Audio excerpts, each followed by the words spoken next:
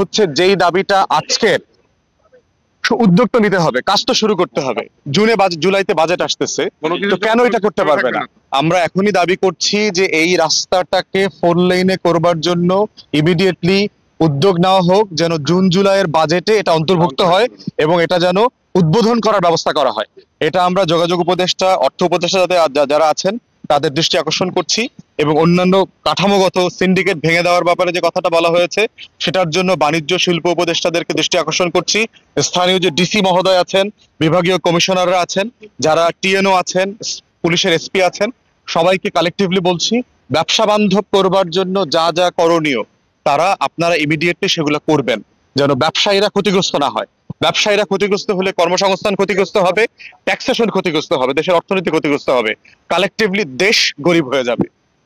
চতুর্থত আমরা দেখলাম এখানকার ব্যবসায়ীদের যে একটা অবজেকশন, যে 18টা পণ্য এখানে ভারত থেকে ইম্পোর্ট করা যায় না। ব্যবসায়ীরা বোধ করছেন এটার মাধ্যমে যেটা হয়েছে হাজার হাজার মানুষের কর্মসংস্থান ক্ষতিগ্রস্ত হচ্ছে এবং রাষ্ট্রের যে ট্যাক্স দেবার অপার সম্ভাবনা আছে সেটা ক্ষতিগ্রস্ত হচ্ছে, এবং এটার সাথে অন্যান্য বন্দরের একটা সিন্ডিকেটও কাজ করছে যেন এই বন্দরটা এই জিনিস পণ্যগুলো আনতে না পারে। তা আমরা বোধ করছি যে প্রতিদ্বন্দ্বিতাকে ওপেন করে দিতে হবে। সব বন্দর যে কোনো পণ্য যেটা রাষ্ট্র অন্য দেশ থেকে আনতে পারবে সেটা আনার সুযোগ যেন তারা দেয়। তো সব মিলিয়ে আমরা বোধ করছি যে বাংলাদেশে এই দ্বিতীয় বৃহত্তম স্থল বন্দরের যে পটেনশিয়াল আছে, সম্ভাবনা আছে, সেটাকে আরো বড় আকারে তুলে ধরবার সুযোগ আছে।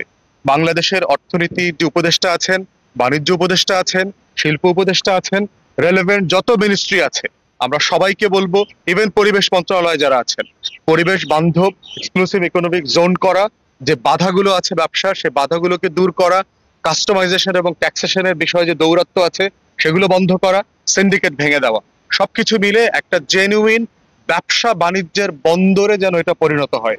এটাই হচ্ছে লালমনিরহাটের হাতীবান্ধা পাটগ্রাম অঞ্চলের মানুষ এবং তাদের নেতৃবৃন্দ, এলাকাবাসীর জনদাবি। এবি পার্টির পক্ষ থেকেও আমরা ঠিক একই দাবি করছি, এবং এবি পার্টির এই অঞ্চলের এই লালমনিরহাটের 1 আসনের যে আপনার হাতীবান্ধা পাটগ্রামের আগামী দিনে যিনি নেতৃত্ব দেবেন, আবু রাইয়ান রসি, উনি এই আন্দোলনটাকে সামনে ক্যারি ফরওয়ার্ড করবেন। আমরাও ঢাকাতে গিয়ে যেখানে যেখানে এগুলো নিয়ে কথা বলা দরকার সে জায়গাগুলোতে কথা বলবো, এই ইস্যুগুলোকে জাতীয়ভাবে তুলে ধরবো। এই এলাকার মানুষের উন্নয়ন, উন্নয়ন মানে হচ্ছে উত্তরবঙ্গের উন্নয়ন, রংপুর বিভাগের উন্নয়ন, বাংলাদেশের উন্নয়ন। কোটি কোটি মানুষকে, লক্ষ লক্ষ মানুষকে গরিব রেখে একটা রাষ্ট্রের আর একটা অংশ ধনী হতে পারে না। তাই সব মিলিয়ে রাষ্ট্রকে এবং অন্তর্বর্তীকালীন সরকারকে বলছি, বেইজিং সফর থেকে ফিরে আসার পরে যা যা করণীয় এই রেলেভেন্ট, এখানে সেই উদ্যোগগুলো যেন ইমিডিয়েটলি নেওয়া হয়। সবাইকে অসংখ্য ধন্যবাদ।